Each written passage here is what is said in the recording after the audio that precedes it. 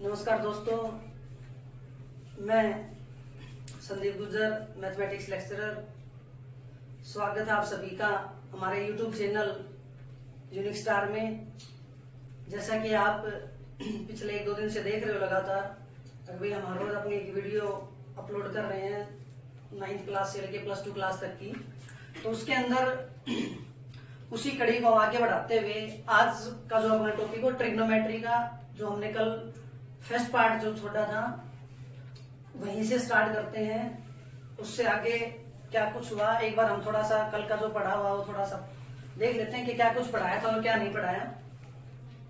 अगर भाई ट्रिग्नोमेट्री के अंदर आपको बता दिया था कि ट्रिग्नोमेट्री क्या चीज होती है, कैसे बनती है, किस पे डिपेंड होती है। एक राइट एंगल ट्राइंगल आपको चाहिए, उसके अंदर हमने आपको बताया था कि आपके पास 6 ट्रिग्नोमेट्री रेशियोज हैं।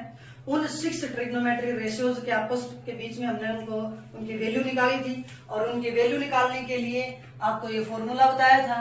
अब इसको आपको याद रखना, पंडित बद्री प्रसाद हर हर बोले, और ये चेन बताई थी आपको। अब इसको भाई आपको याद रखना है, इसकी वैल्यू आपको इसको समझने के लिए जब आप इसको समझोगे तो इसकी हमें जरूरत पड़ेगी इस फॉर्मूले की।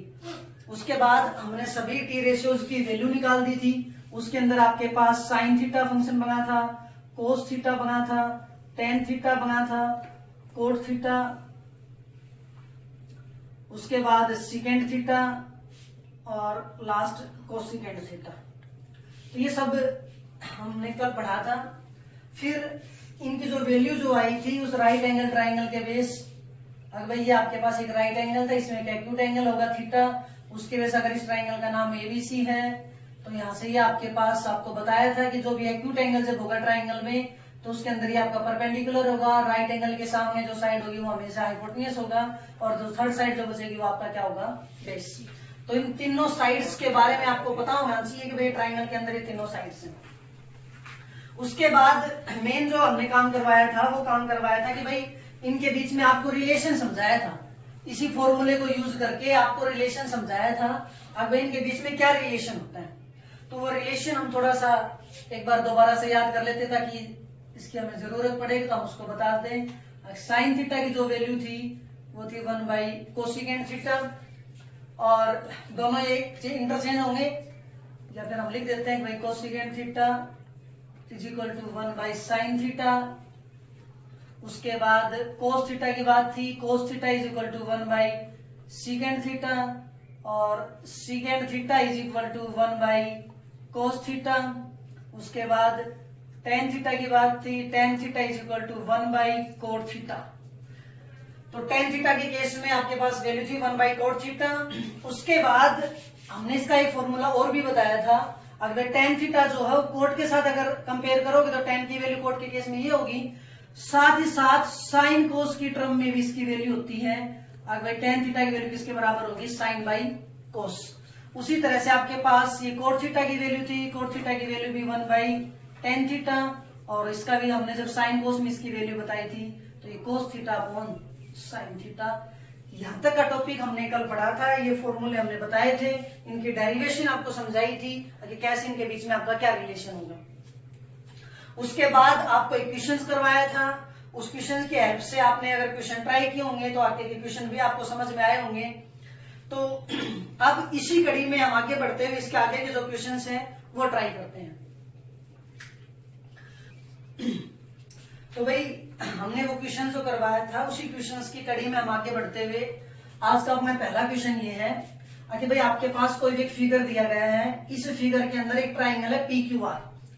इस ट्राइंगल PQR के अंदर एंगल Q जो है वो आपका राइट एंगल है। PQ साइड 12 सेंटीमीटर है, PR जो साइड है वो आपकी 13 सेंटीमीटर है। तो कहता है कि आपको वैल्यू निकालनी tan P minus coat R की। अब tan P किसके बराबर होगा, कोट R किसके बराबर होगा। tan P और कोट R की जब वैल्यू निकालनी है तो कल आपको बताया था कि भाई जब ट्राइंगल की जब बात होगी, ट्रिग्नोमेट्री के केस में जब हम काम करेंगे तो हमें एक एक्यूट एंगल मिले चाहिए। क्या चाहिए, हमें एक एक्यूट एंगल चाहिए, और उस एक्यूट एंगल के बेस हम ये बता सकते हैं कि आपका परपेंडिकुलर और आपका बेस क्या होगा। क्योंकि परपेंडिकुलर और बेस जब आपके पास ट्राइंगल के अंदर अगर एक्यूट एंगल है तो आपको वहां पे परपेंडिकुलर और बेस की रिक्वायरमेंट है। तो आपके पास जो एक्यूट एंगल है वो आपको डिसाइड करके देगा कि इसमें परपेंडिकुलर क्या यूज करना है और आपको बेस क्या यूज करना है। तो हमने फॉर्मूले जब समझाए थे तो उसमें तो हमने एक्यूट एंगल लिया था थीटा, लेकिन भाई कोई जरूरी नहीं एग्जामिनर जो है वो आपसे हमेशा एंगल थीटा ही दे, वो यहाँ पे फाई दे दे, अल्फा दे दे, बीटा दे दे, गामा दे दे और कुछ एंगल कुछ भी दे दे, या फिर एंगल ना दे के जो इसे ट्राइंगल के वर्टिसेस जो होंगे ना उन्हीं वर्टिसेस को अपना एक्यूट एंगल मान लेगा। जैसे कि ये वर्टेक्स है, इस वर्टेक्स पे ये पॉइंट पी है तो पी को बोल देगा ये जो एंगल है ना इसको एंगल ही नाम क्या दे देगा, पी एंगल नाम दे देगा। तो इसका एक्यूट एंगल कौन हो गया, पी। या अगर इसको देना चाहेगा तो उसको क्या नाम दे देगा, वो आर नाम दे देगा। इसका मतलब जरूरी नहीं कि आप यही बात सोचो कि आपको थीटा ही मिलेगा जब आपका एक्यूट एंगल होगा, कोई जरूरी नहीं है। आपके पास ये पी भी जब अगर वर्टेक्स जो उस ट्रायंगल के उन वर्टेक्स को भी वो यूज करवा सकता है कि भाई वो उसके क्या होंगे, एक्यूट एंगल होंगे। ठीक है, तो भाई अब यहाँ पे क्वेश्चन आपका है कि tan p minus cot R, इसका मतलब इसमें कोई phi theta alpha beta gamma कोई एंगल नहीं है। अब कोई एंगल नहीं तो इनमें से हमें किसी को यूज करना पड़ेगा। इनमें से जब किसी को यूज करेंगे तो एक बार तो कहता है कि tan p, इसका मतलब एक बार तो ये आपका एक्यूट एंगल होगा, फिर कहता है कि कोट आर, फिर कहता है कि आपकी बात ये आपका एक्यूट एंगल होगा। तो दोनों के केस में हम इसको यूज कर लेंगे। दोनों के केस में जब हम इसको यूज करेंगे तो भाई आपका सॉल्यूशन जो है वो आपको स्टार्ट होगा। अब आपको ये वैल्यू जब निकालनी है तो सबसे पहला जो काम था आपका, वो सबसे पहला काम ये है कि भाई आपको इस ट्राइंगल की तीनों साइड जो है ना वो निकालनी है। आपको दो साइड गिवन होंगी हर क्वेश्चन के अंदर, बट एक साइड आपकी मिसिंग होगी। उस मिसिंग साइड को पहले हम सोल्व करेंगे और वो सोल्व करेंगे पाइथागोरस थ्योरम से। तो देखना कि भाई in right triangle P Q R, right triangle P Q R के अंदर बाई पाइथागोरस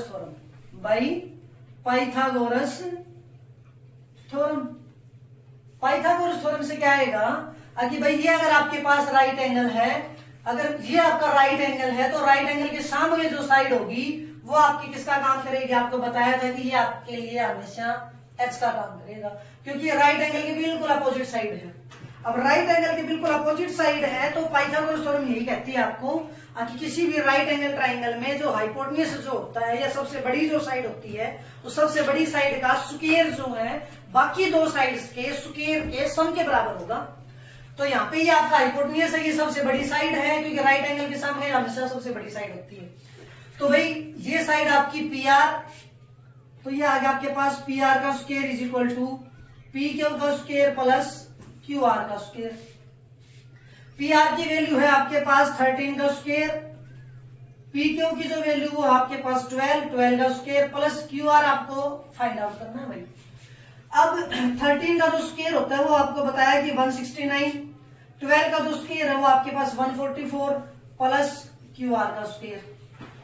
अब क्यू आर स्क्वायर की वैल्यू हमें निकालनी है तो क्यू आर स्क्वायर को तो अकेले को रख लो, आप 144 को लेफ्ट में ले आओ, इसको लेफ्ट में लेके आए तो 169 इज इक्वल माइनस 144 is equal to Q R square. अब 169 में से ये माइनस किया तो ये वैल्यू आपके पास आई 25 क्यू आर स्क्वायर। अब ये आपको पता है कि भाई हमें क्यू आर की वैल्यू फाइंड आउट करनी है, बट हमारे पास क्यू आर स्क्वायर है। ये आपकी कैलकुलेशन में आपको पता होगा, अगर किसी क्वेश्चन में आपके पास स्क्वायर हो, अगर वो खत्म करना हो तो स्क्वायर को खत्म करने के लिए हम उसका रिवर्स ऑपरेशन स्क्वायर रूट लेते हैं, और अगर क्वेश्चन में स्क्वायर रूट आया हो तो रूट को खत्म करने के लिए हम उसका क्या लेंगे, दोनों साइड स्क्वायर कर देंगे। तो भाई जब आपके पास ये वैल्यू है Q R square, square value अगर है तो स्क्वायर को खत्म करने के लिए हमें क्या करना पड़ेगा, दोनों साइड स्क्वायर रूट। तो दोनों साइड जब स्क्वायर रूट करेंगे तो taking square root on both sides, taking square root on both sides, दोनों साइड से स्क्वायर जब करोगे तो आपके पास इसका स्क्वायर रूट लोगे। तो भाई वैसे तो जब स्क्वायर रूट जब हम लेते हैं ना तो उसके दूसरी साइड हमेशा प्लस माइनस लगता है, बट यहाँ पर हम सिर्फ पॉजिटिव लेंगे। क्यों लेंगे, क्योंकि क्यू आर जो है वो आपके पास एक ट्राइंगल की साइड है और साइड कभी भी नेगेटिव नहीं होती, इसलिए हम ये बोले इसका पॉजिटिव स्क्वायर रूट लेंगे। तो यहाँ से आपके पास जब इसका 25 का जब स्क्वायर रूट करोगे तो ये वैल्यू आ जाएगी 5 और ये हट जाएगा, आपके पास कितना आ जाएगा 5 is equal to Q R, 5 is equal to Q R. अब क्यू आर की वैल्यू आ गई आपके पास। क्यू आर की जब वैल्यू आई है तो इसका मतलब आपके पास इस ट्राइंगल की तीनों साइड आ गई। जब ट्राइंगल की जब तीनों साइड आ गई तो ये साइड आपकी 5 सेंटीमीटर, ये 12 और ये क्या आ गया 13। अब आपका जो क्वेश्चन है उस क्वेश्चन को हम स्टार्ट करते हैं। आगे भाई आपको किसकी वैल्यू निकालनी है, tan p और cot r की। तो अभी अभी हमने आपको फॉर्मूला बताया था, ये sine cos tan, Pandit Badri Prasad हर हर बोले, ये CSC। और इसमें आपको बता रखा है कि भाई यहाँ पे आपकी लाइन ड्रॉ होनी चाहिए। ये आपको कल बताया था कि ऊपर वाली तीन वैल्यू जो है साइन कोस tan, अगर इनकी वैल्यू निकालोगे तो ऊपर वालों को नीचे वालों से डिवाइड करना है, इनकी वैल्यू निकालोगे तो इनको इनसे डिवाइड करवाना है। ठीक है। अब भाई हमें क्या चाहिए, tan p। किसकी वैल्यू चाहिए भाई, tan p की। अब tan p की जब वैल्यू चाहिए तो देखो tan ये है, tan की वैल्यू निकालोगे ना तो ये आ गया आपके पास, क्योंकि tan ऊपर वाली वैल्यू में है। ऊपर वाली वैल्यू में अगर है तो tan की वैल्यू निकालने के लिए tan के साथ p और b है, ऊपर p नीचे क्या है b। तो इसका मतलब tan p की जो वैल्यू आएगी आपके पास वो आपकी आ जाएगी p अपॉन b। लेकिन भाई अब p अपॉन b तो है, अब आपका मेन काम क्या रह गया, आगे भाई इस ट्राइंगल के अंदर आप p और b तो डिसाइड करो कि क्या है p और b। तो p और b डिसाइड करने के लिए आपको क्या करना पड़ेगा कि भाई आपके पास ये परपेंडिकुलर ये बेस हो गया। अब अगर आपका एक्यूट एंगल कौन है p, अब की बात p एक्यूट एंगल है तो आपको बताया कि जो एक्यूट एंगल होगा उसके सामने जो साइड होगी वो आपकी हमेशा क्या होगी, परपेंडिकुलर। तो ये p अगर एक्यूट एंगल है तो ये जो साइड है ये किसका काम कर देगी, अब की बार p का। ये आपका हाइपोटेन्यूस हो ही गया। अब लास्ट जो साइड बची वो आपकी क्या बचगी, बेस। तो ये आपकी g की वैल्यू आ गई। तो ये आपका p हो गया, ये आपका b हो गया, ये आपका h। आपको p की वैल्यू चाहिए और किसकी वैल्यू चाहिए, b की। तो p की वैल्यू चाहिए और b की, तो p इसमें कौन है भाई, qr। p की वैल्यू कौन है, qr। b की वैल्यू कौन है, pq। तो qr की वैल्यू थी आपके पास 5 अपॉन pq की वैल्यू आपके पास 12। ठीक है, कोई दिक्कत। उसके बाद आपको वैल्यू चाहिए भाई cot r की। किसकी चाहिए, cot r की। अब देखो आपको बताया कि एक्यूट एंगल जो है, जैसे आपका एक्यूट एंगल चेंज होगा तो आपकी परपेंडिकुलर और बेस की जो साइड है वो इंटरचेंज हो जाती है। इंटरचेंज जब होंगी तो ये cot r है इनका, इसका मतलब अब की बार आपको एक्यूट एंगल जो है वो p नहीं काउंट करना, अब की बार कौन काउंट करना है, ये r काउंट करना है। अगर ये काउंट करना है r तो भाई अब की बार r एक्यूट एंगल है। अगर r एक्यूट एंगल है तो सीधी सी बात है ये आपका क्या होगा, अपोजिट साइड। तो ये आपका अब की बार किसका काम करेगा, परपेंडिकुलर का, और ये साइड किसका काम कर जाएगी अब की बार, b का। अब cot r की जब बात करोगे तो कोट देखो इसके अंदर है। आपको ये बताया था कि आपको ये साइकिल समझ में आनी चाहिए। अगर ये साइकिल समझ में आई तो यहाँ पे ये वैल्यू क्या है आपकी c, साइन कोस tan, और ये आपके पास क्या है कोट। क्योंकि इस साइकिल में काम करना आपको, इस साइकिल में जब काम करोगे तो अब की बार ऊपर से t हट जाएगा और अब की बार ये सर्कल किस में लग जाएगा, नीचे लग जाएगा। और ये बताया था आपको कि जब अगर ऊपर वालों की वैल्यू निकालोगे तो ऊपर से नीचे भाग देना है, और अगर नीचे वालों की वैल्यू निकालो तो नीचे से ऊपर भाग देना है। ठीक है, ये वैल्यू को इस वैल्यू से डिवाइड करवाना है आपको। तो ये आपका सी के लिए किसकी वैल्यू चाहिए आपको, b बाई p की वैल्यू चाहिए। सी के लिए आपको किसकी वैल्यू चाहिए, b बाई p की वैल्यू चाहिए भाई। b बाई p की जब वैल्यू अगर चाहिए तो इसका मतलब b कौन आपका qr, b कौन आपका qr, और p कौन आपका pq। तो qr की वैल्यू वही आपकी 5 और pq की वैल्यू आपकी 12। कोई दिक्कत नहीं, कर दोगे, ठीक है भाई। अब आपका क्वेश्चन आ गया ये, अगर आप किसकी वैल्यू निकालनी है, इसकी वैल्यू निकालोगे तो tan p minus cot r। तो भाई tan p का मान कितना था 5/12 माइनस ये भी 5/12। दोनों टर्म सेम आ गई ना, दोनों टर्म अगर सेम आई तो दोनों टर्म सेम, लेकिन एक का साइन प्लस का और एक का साइन माइनस का, दोनों सेम, एक प्लस की और एक माइनस की, दोनों कैंसिल हो गई, वैल्यू क्या बना देगी 0। अगला जो क्वेश्चन है वो आपका अभी 15 cot a is equal to 8, then find sine a second a। Question कुछ नहीं, वही क्वेश्चन है पिछला क्वेश्चन, बस उसमें थोड़ा सा आपको ध्यान देने की बात है, उसको समझ समझो कि भाई आपको थोड़ा सा बदल कर दिया कि 15 कोट ए की वैल्यू दे दी, तो 15 कोट ए की वैल्यू आपको नहीं चाहिए, आपको यहां से क्या करना है कि कोट ए की वैल्यू निकाल लो। सॉल्यूशन जब करोगे तो सॉल्यूशन के अंदर कोट ए, ये था आपका question, 15 cot A is equal to 8। इसको हमने क्या किया भाई, कोट ए, तो कोट ए की वैल्यू कितनी आएगी भाई, 8/15।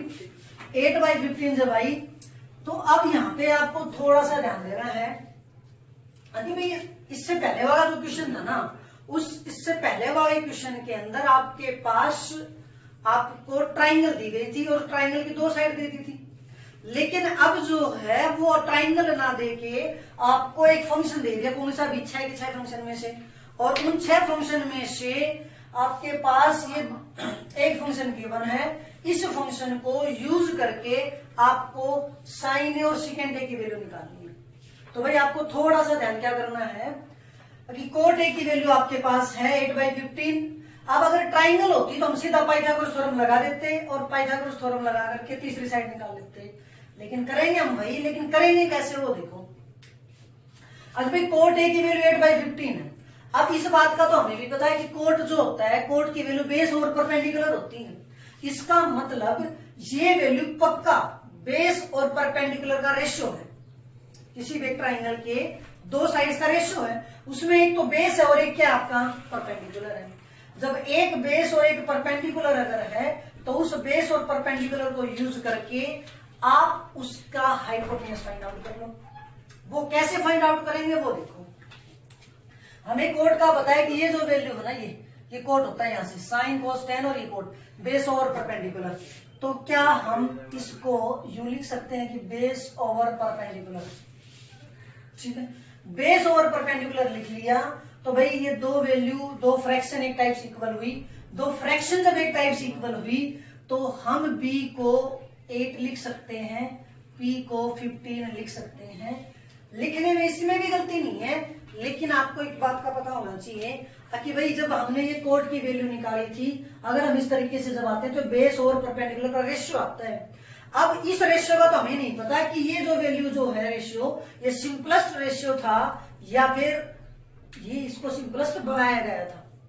तो इस दुविधा को दूर करने के लिए हमने क्या किया कि b को 8 की बजाय हमने क्या मान लिया, b is equal to 8 into कोई कॉन्स्टेंट मान लिया मल्टीपल में। अब क्या पता ये सिंपलेस्ट रेशियो था या फिर सिंपलेस्ट बनाया गया था, अगर था तब तो ठीक है, नहीं था तो हमने वो बनाया होगा, तो बनाया होगा तो किसी न किसी नंबर से दोनों को कट किया होगा, इसलिए हमने b को क्या मान लिया 8 के और p को क्या मान लिया 15 के।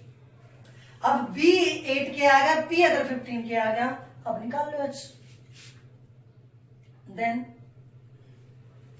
h square is equal to p का स्क्वायर प्लस b का स्क्वायर। तो p की वैल्यू आपके पास कितनी भाई 8 के, सॉरी p की वैल्यू 15 के का स्क्वायर प्लस b की वैल्यू आपकी 8 के का स्क्वायर। तो भैया आ गया 15 225 के स्क्वायर प्लस में ये 64 के स्क्वायर, ये भी के स्क्वायर की टर्म, ये भी के स्क्वायर की टर्म, ये भी के स्क्वायर की टर्म और ये भी के स्क्वायर की, दोनों के स्क्वायर की दोनों का ऐड करते हैं, दोनों का ऐड करोगे तो ये आ जाएगा 289 के स्क्वायर। इसका मतलब h स्क्वायर की वैल्यू आपके पास ये आ गई। वही बात है, दोनों साइड स्क्वायर लेंगे, सॉरी स्क्वायर है दोनों साइड स्क्वायर है, तो हम क्या करेंगे स्क्वायर रूट। तो taking square root on both sides, taking square root on both sides, दोनों साइड्स हमने स्क्वायर रूट ले लिया, तो ये आपके पास आ गया h। 289 का स्क्वायर रूट करोगे तो ये आ जाएगा 17 और के स्क्वायर का करोगे तो, इसका मतलब आपके तीनों की वैल्यू b p h की वैल्यू कितनी आ गई 17। भाई तीनों की वैल्यू अब आ गई, अब आपका जो क्वेश्चन उसको निकाल लो साइन ए और सेकेंड ए की वैल्यू। इन क्वेश्चंस में आपको एक बात ध्यान रखनी पड़ेगी कि हमेशा जो भी एक्यूट एंगल गिवन होगा ना, तो फंक्शन के अंदर भी आपको जो भी वैल्यू आपको निकालनी उसमें भी आपका एक्यूट एंगल क्या मिलेगा, ए ही मिलेगा, ए के अलावा कुछ नहीं मिलेगा। क्योंकि अगर ए के अलावा दे दिया तो आपको नहीं पता वो कहां पे है, इसलिए जब क्वेश्चन अगर इस टाइप से देगा तो आपका एंगल भी वही मिलेगा जो आपका गिवन एंगल है। तो इसलिए थोड़ा सा काम सिंपल होगा कि बार बार आपको परपेंडिकुलर और बेस डिसाइड नहीं करना। तो भाई यहां से आपके पास पी बी एच तीनों की वैल्यू आ गई। अब आपको साइन ए की वैल्यू निकाल देते हैं। तो साइन ए की अगर बात करोगे तो साइन यहां से आएगा, सबसे पहला फंक्शन है ये साइन, तो साइन की वैल्यू क्या आएगी पी बाई एच, साइन की वैल्यू क्या आएगी पी बाई एच। पी का मान कितना है 15K और एच का मान कितना है भाई 17K। तो K से K कैंसिल, वैल्यू कितनी बच गई 15/17। सेम आपको किसकी वैल्यू चाहिए सीकेंट की, सीकेंट की। अब देखो बताया कि ये आपके पास साइन है, ये कोस, ये टेन, टेन के बाद यहाँ पे कोट आएगा, कोट के बाद ये सीकेंट है, और सीकेंट नीचे का फंक्शन है, तो नीचे वाले फंक्शन को ऊपर वाले से डिवाइड करवाना है। तो नीचे की वैल्यू कौन है h, ऊपर कौन है b। तो अब की बार हमको किससे डिवाइड करवाना पड़ेगा h को b से, h को किससे करवाना पड़ेगा b से। h का मान कितना था आपका 17K और b का मान कितना था भाई आपका 8K। तो दोनों साइड k से k कैंसिल, वैल्यू कितनी आ गई 17/8। कोई दिक्कत करेगा? हाँ भाई, नेक्स्ट क्वेश्चन जो आपका वो ये है कि given second theta is equal to 13/12, ये वैल्यू आपको गिवन है।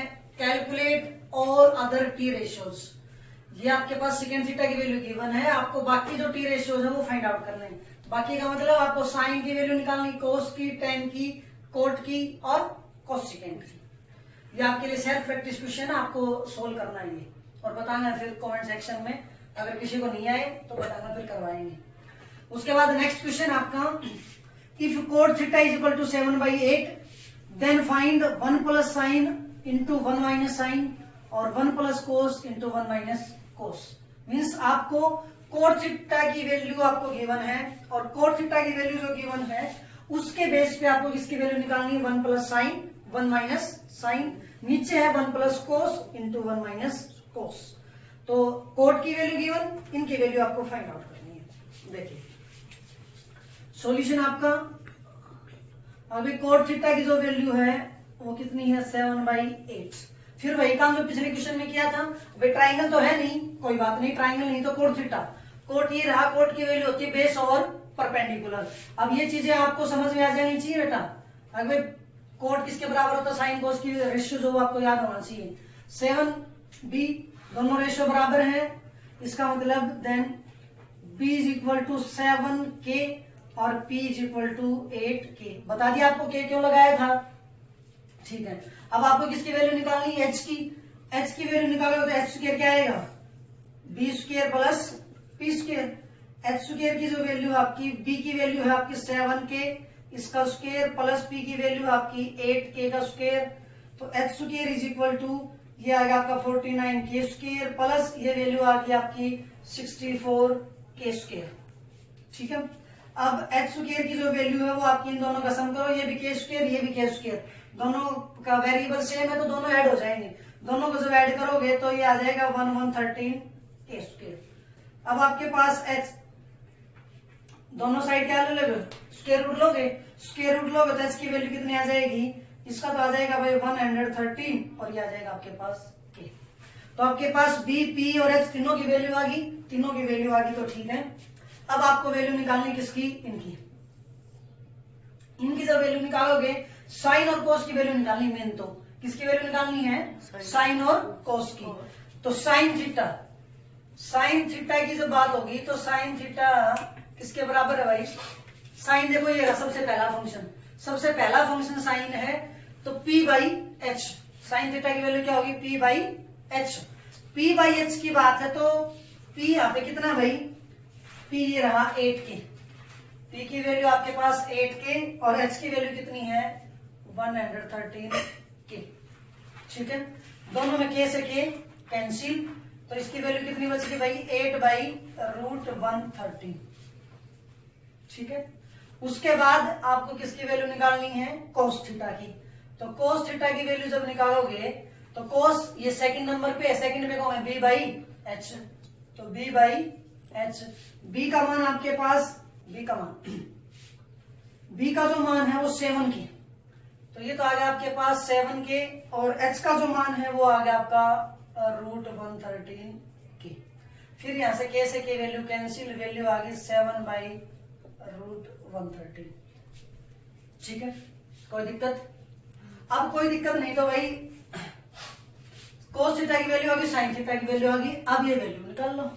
इसको जब सोल्व करोगे तो भाई 1 plus sine theta into 1 minus sine theta और 1 plus cos theta into 1 minus cos theta.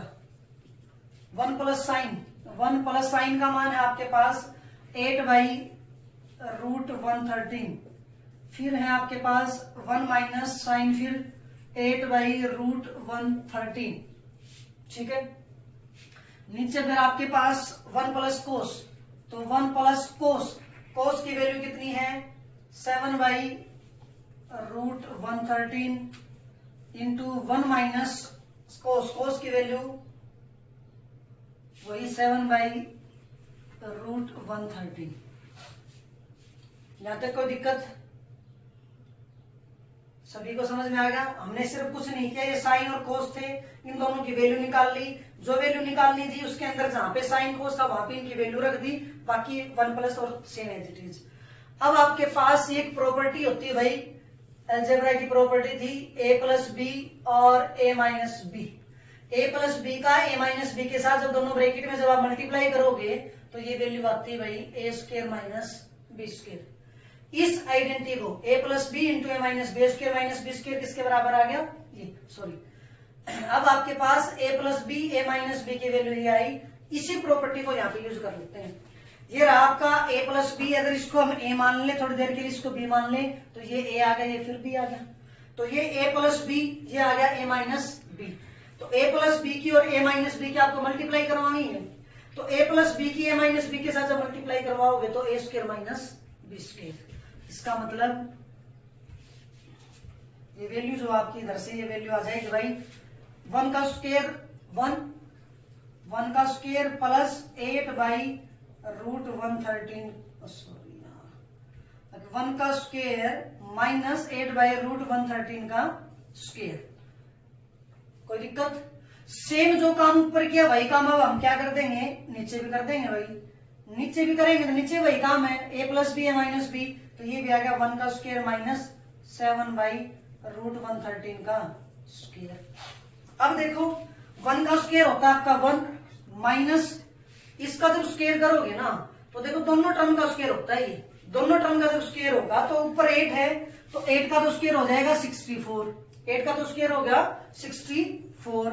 नीचे जो वैल्यू है ये 113 का रूट है, रूट के ऊपर स्क्वायर है तो इसका जब स्क्वायर करोगे तो रूट से स्क्वायर क्या हो जाता है आपका कैंसिल। तो रूट इसका था तो रूट कैंसिल होगा तो सिर्फ कितना बच गया 113। सेम यहां से भी नीचे वही काम, 1 का स्क्वायर 1 होगा माइनस 7 का स्क्वायर आपके पास 49 और ये बच गया 113। कोई दिक्कत? सही है, ठीक है भाई। अब इससे आगे देखो, यहां पर भी नीचे एलसीएम लेना पड़ेगा और यहां पर भी एलसीएम लेना पड़ेगा। दोनों के साथ यहां पर कोई टर्म है नहीं, यहाँ पे नीचे 113 है, इसमें भी सेम वही काम है, इसके नीचे कुछ नहीं है और इसके नीचे 113 है। इसके अंदर हम एलसीएम जब लेंगे, जब दो टर्म इस टाइप से हो, एक के नीचे कुछ भी ना हो, दूसरी के नीचे अगर कोई टर्म होती है तो नीचे दूसरी टर्म को हम क्या मान लेते हैं, अपना एलसीएम मान लेते हैं। तो इसका मतलब यहां से अगर ये आपके पास एलसीएम आएगा, जब एलसीएम आएगा यहां से, तो भाई ये आपके पास 113 तो एलसीएम आ गया, इसके नीचे कुछ नहीं था, इसलिए हम इसको क्या करवाते, डायरेक्ट मल्टीप्लाई करवाया तो ये तो आ गया 113 माइनस में ये टर्म एज इट इज। अब एलसीएम को सोल्व करने का फ्रैक्शन में आपको नियम पता होगा कि जो भी आपका एलसीएम आता है ना, उस एलसीएम को डिनोमिनेटर से तो करवाते हैं डिवाइड, और जो भी जो भागफल जो कोशेंट जो बचता है ना, उस कोशेंट की न्यूमरेटर से क्या करवाते हैं, मल्टीप्लाई।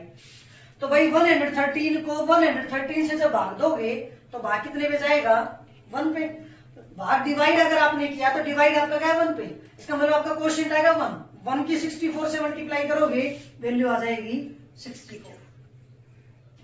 सेम काम यहां पर भी वही काम हमें, अब नीचे भाई इसके साथ कुछ है नहीं, ये नीचे इसके नीचे टर्म थी तो इसका भी एलसीएम कितना आ जाएगा 113 आया तो फिर वही काम, इसके नीचे कुछ नहीं था इसलिए हम इसकी डायरेक्ट मल्टीप्लाई कर देंगे।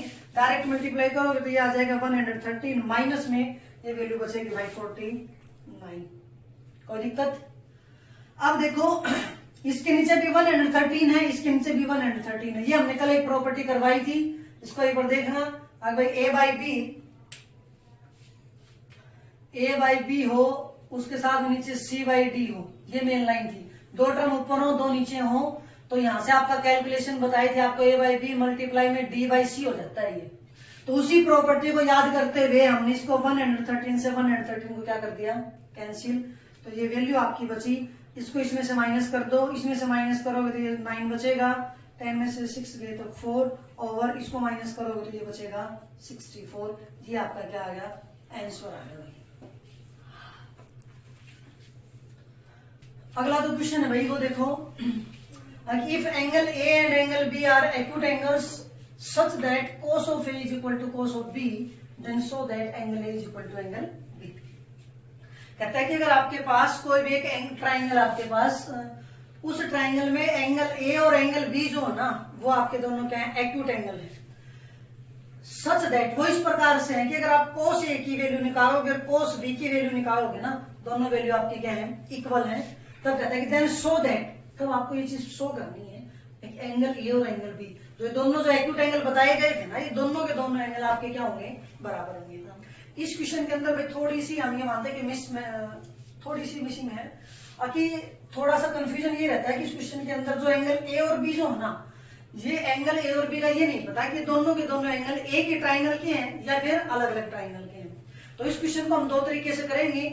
पहला जो तरीका है वो ये है कि हम ये मान लेते हैं कि दोनों के दोनों जो एंगल है वो एक ट्राइंगल के अंदर है। अगर दोनों एक ट्राइंगल में है तब तो आपका सॉल्यूशन हम करने जा रहे हैं, बाकी अगर दोनों ट्राइंगल में होंगे तो फिर उसको हम अगले दिन या फिर उसके बाद करेंगे। तो पहले जो है इसको करते हैं कि भाई ये अगर एक ही ट्राइंगल के अंदर अगर सॉल्यूशन है आपका एंगल जो है, तो भाई ये कहता है कि कोस ऑफ ए, कोई भी ट्राइंगल हमने मान ली, हमें नहीं पता, ये ट्राइंगल है ए बी सी, ये ए है, ये बी है और ये सी है। तो राइट ट्राइंगल है तो सीधे सी पे तो राइट एंगल मिलेगा मिलेगा। ये दोनों एक्यूट एंगल है, अगर ये दोनों एक्यूट एंगल है तो उसने कह रखा है कि cos of a is equal to cos of b. आपका गिवन ये था कि भाई cos of a is equal to cos of b. इसका मतलब एक बार आपको एक्यूट एंगल ए यूज करना है, एक बार आपको एक्यूट एंगल बी यूज करना है। जब एक्यूट एंगल ए को जब यूज करोगे तो ए के अकॉर्डिंग आपका जो परपेंडिकुलर और जो बेस है, जो वो परपेंडिकुलर और बेस कोस ए के अकॉर्डिंग, ये अगर ए है तो इसके अकॉर्डिंग ये क्या होगा, परपेंडिकुलर, ये तो आपका एच है ही, और ये क्या हो जाएगा बी। ए के अकॉर्डिंग ये बी हो गया और ये आपका बी और ये आपका एच। तो कोस ए, कोस की वैल्यू होती है बी ओवर एच, कोस की वैल्यू होती है बी ओवर एच। तो इसके अंदर बी कौन है भाई, AC, AC upon H, H कौन है भाई ए बी, एसी और ए बी। और सेम अब कोस बी की जब बात करें तो अब की बार अगर ये एक्यूट एंगल है तो इसके सामने ये जो काम है ये किसका काम करेगा, अब परपेंडिकुलर का, और ये किसका कर जाएगा, बेस का। फिर वही कोस बी है तो बात तो एंगल तो वही आएगा b y h, but acute angle बदलने से इसके परपेंडिकुलर और बेस चेंज हो गए। तो ये s c upon a b है, तो अब की बार आपका पी ये बी, एस तो ये रहेगा ही। अब क्या आ जाएगा आपका बीसी ओवर ए बी। दोनों इक्वेशन जो इस इक्वेशन में दोनों के अंदर जो डिनोमिनेटर पार्ट है वो दोनों का सेम है। डिनोमिनेटर पार्ट अगर दोनों का सेम है तो हम इसको कैंसिल कर सकते हैं। इसको कैंसिल करेंगे तो s c is equal to क्या आ गया, bc. S c is equal to bc. S c is equal to bc जब आया है तो भाई इस ट्राइंगल को हम एक बार दोबारा से बना लेते हैं। ये बी पॉइंट है, ये ए पॉइंट है और ये सी पॉइंट है। ये कहता है कि ये साइड और ये साइड दोनों क्या आ गई, बराबर। ये आपकी 9th क्लास की एक थ्योरम होती थी, अगर किसी भी एक ट्राइंगल के अंदर, किसी भी एक ट्राइंगल के अंदर अगर आप कोई भी ट्राइंगल है, उस ट्राइंगल के अंदर अगर आपकी कोई भी दो साइड इक्वल है, कोई भी दो साइड अगर क्या आपकी इक्वल है, तो equal sides have opposite angles are equal. Equal sides have opposite angles are equal. तो भाई उसी प्रॉपर्टी थ्योरम को यूज करते हुए आपके पास ये दोनों साइड आपकी क्या है, इक्वल। तो इसका अपोजिट एंगल ये और इसका अपोजिट एंगल ये दोनों एंगल आपके क्या हो गए, बराबर। तो एससी का अपोजिट एंगल कौन है भाई, बी, तो ये आ गया एंगल बी, और इसका अपोजिट एंगल है एंगल ए। तो angle a is equal to angle b, hence proved, hence चीज आपको प्रूव करनी थी। क्लियर? कोई दिक्कत? उसके बाद भाई ये आपके पास 2 क्वेश्चन हमने दिए हैं, ये आपको घर पे ट्राई करना है और चेक करके देखना है कि अगर ये क्वेश्चन आप सोल्व कर पाते हो या नहीं कर पाते हो। अगर हो जाते हैं तो बहुत अच्छी बात है आपके लिए, अगर नहीं होते हैं तो कोई बात नहीं, घबराने की कोई जरूरत नहीं है। हम आपके जो कमेंट सेक्शन जो आपका, उस कमेंट सेक्शन में जाके कमेंट करें और जो भी डाउट हो, जो भी इसके अंदर जो प्रॉब्लम आए वो प्रॉब्लम बताएं कि ये प्रॉब्लम है, हम उसको सोल्व आउट कर देंगे। Thank you. आज की क्लास में बस इतना ही, बाकी नेक्स्ट क्लास के लिए आप कल तैयार रहें। तब तक के लिए इस एक्सरसाइज को कंप्लीटली अच्छे से तैयार करें और इस वीडियो को ज्यादा से ज्यादा लाइक करें, कमेंट करें, सब्सक्राइब करें और बेल आइकन को तो बिल्कुल भी दबाना ना भूलें। धन्यवाद।